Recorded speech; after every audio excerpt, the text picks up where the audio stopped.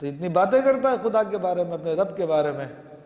وَالْأَنْعَامَ خَلَقَهَا، اور چوپائے پیدا کیے، چوپائے بھی اس نے پیدا کیے ہیں جو 4 پاؤں پہ چلتے ہیں۔ لَكُمْ فِيهَا دِفْءٌ وَمَنَافِعُ وَمِنْهَا تَأْكُلُونَ، چوپائے پیدا کیے، ان میں تمہارے لیے گرم لباس، منفعتیں ہیں، اور ان میں سے کھاتے ہو۔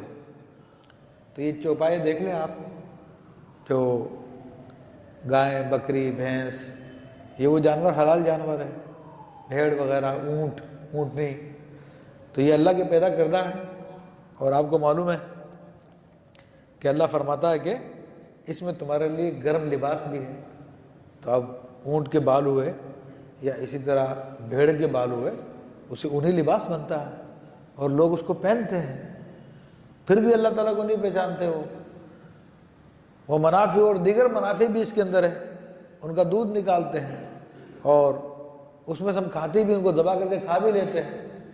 تو اب اندازہ کر لیں کہ اللہ تعالیٰ کی کیسی عظیم مخلوق ہے یہ بھی، کہ یوں سمجھ لیجئے ہمیں پیکنگ میں سامان ملتا ہے، اور پیکنگ کی حالت کیا ہوتی ہے، اس کی ایکسپائری ڈیٹ لکھی ہوتی ہے،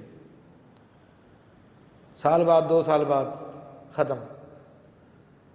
اور اللہ تعالیٰ کی پیکنگ دیکھیں ہمارے غذا کے لیے جو اس نے بنائی ہے، گائے کی صورت میں، بھیڑ کی صورت میں، بکری کی صورت میں، کبھی ایکسپائر نہیں ہوتی ہے۔ یعنی کھڑے کھڑے جانور کا جب تک زندہ ہوتا ہے اس کا گوشت گلتا سڑتا نہیں ہے، موجود ہے، بلکہ اس میں اضافہ ہوتا رہتا ہے۔ بلکہ وہ ایسی فیکٹری اللہ تعالیٰ نے ہمارے کو عطا فرمائی ہے یہ گائے، بکری اور بھینس کی صورتوں میں، جس سے اور بھی پیدا ہوتے رہتے ہیں، اور یہ بھی ہمارے کام کی چیزیں ہیں۔ آپ اللہ کی قدرتوں کو دیکھو، آپ حیران ہو جاؤ۔ تو یہ اپنے احسانات جتا رہا ہے وہ۔ وَلَكُمْ فِيهَا جَمَالٌ حِينَ تُرِيحُونَ وَحِينَ تَسْرَحُونَ، اور تمہارا ان میں تجمل ہے، جمال ہے، جب انہیں تم شام کو واپس لاتے ہو اور جب چرنے کو چھوڑتے ہو۔ تو اب جانوروں کے بارے میں اللہ نے ایک اور خوبی بتائی کہ تمہارے لیے اس نے جمال کا باعث بنتے ہیں۔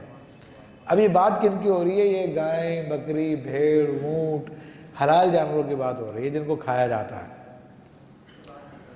تو ویسے بھی الحمدللہ یہ جانور انسان کو خوشی کا باعث بنتے ہیں، لیکن اللہ فرماتا ہے جب تم ان کو شام کو واپس لاتے ہو اور جب صبح کو چرنے کے لیے لے کے جاتے ہو، تو آپ میں سے اکثر لوگوں کو اتفاق ہوا ہوگا کہ ویسے گائے بکری دیکھ کر انسان کی اتنی توجہ نہیں بنتی ہے، لیکن جب وہ ریوڑ کی صورت میں جاری ہوتی ہیں تو بڑی پیاری لگتی ہیں۔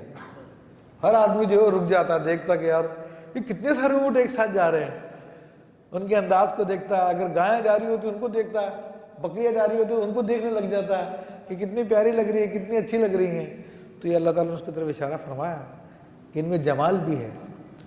وَتَحْمِلُوا أَثْقَالَكُمْ إِلَى بَلَدٍ لَمْ تَكُونُوا بَالِغِيهِ إِلَّا بِشِقِّ الْأَنفُسِ، اور وہ تمہارے بوجھ کو اٹھا کر لے جاتے ہیں ایسے شہر کی طرف کہ تم اس تک نہیں پہنچتے مگر ادمرے ہو کر۔